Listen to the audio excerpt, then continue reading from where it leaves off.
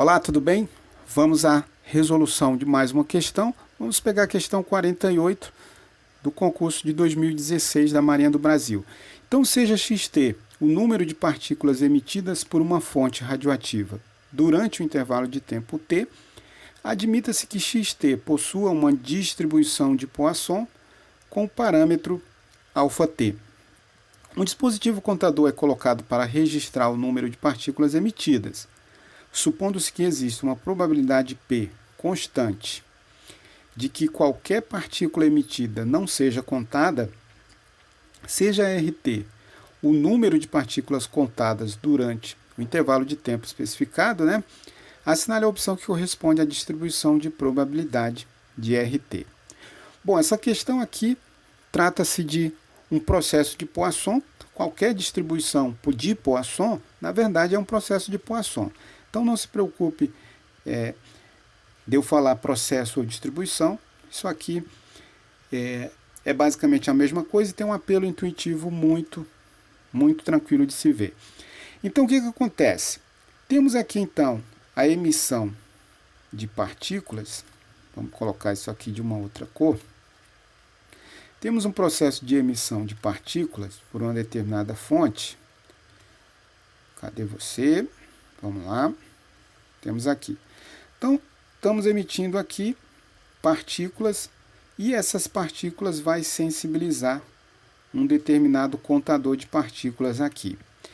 Então, veja que durante esse intervalo de tempo, xt tem um processo de Poisson com uma taxa lambda-t.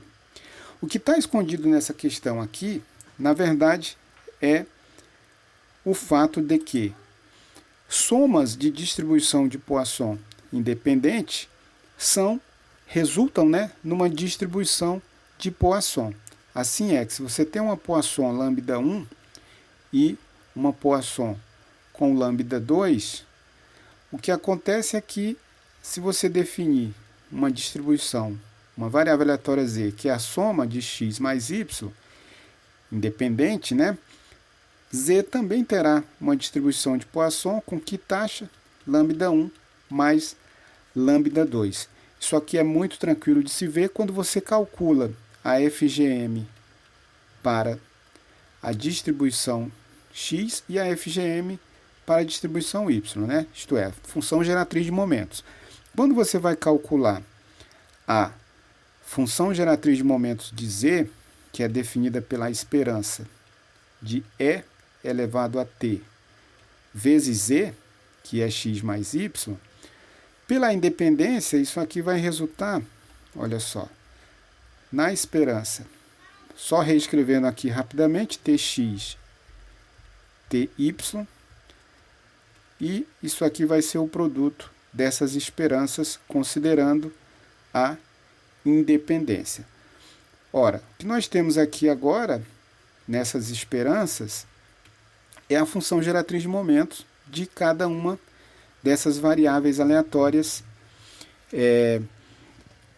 individualmente. Como a FGM é dada por... Vamos voltar aqui. A FGM de uma Poisson, ela é dada por E elevado a lambda E elevado a t menos lambda. Então, nesse caso aqui, lambda 1, que nós estamos falando aqui de x. Teremos aqui, nesse segundo fator, esp lambda 2 esp t menos lambda 2. Como isso aí é uma potenciação de mesma base, o que resultará é esp de lambda 1 mais lambda 2, na verdade, lambda 1 mais lambda 2, esp de t menos lambda 1 mais lambda 2. Com isso, o que fica demonstrado aqui, rapidamente? É que essa FGM resultante aqui para z, que é a soma de dois processos de Poisson, também tem uma FGM que é a cara da FGM de uma Poisson. Portanto, z segue uma distribuição de Poisson com o parâmetro lambda1 mais lambda2. Então, se eu digo o seguinte, olha só, um determinado processo tem um processo de Poisson com uma taxa lambda igual a 5. Eu posso imaginar tranquilamente que isso aqui pode ser decomposto na soma de dois processos de Poisson, por exemplo, um com uma taxa igual a 3 e outro com uma taxa igual a 2. E assim sucessivamente. Posso decompor isso aqui, né? Essa soma. Esse aqui eu posso considerar que é uma Poisson de parâmetro 2 mais uma Poisson de parâmetro 1.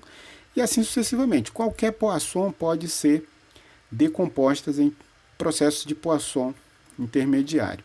Então foi esse o princípio que essa questão explorou. Apesar de ser uma questão aqui que não precisaria você fazer todos esses cálculos, né?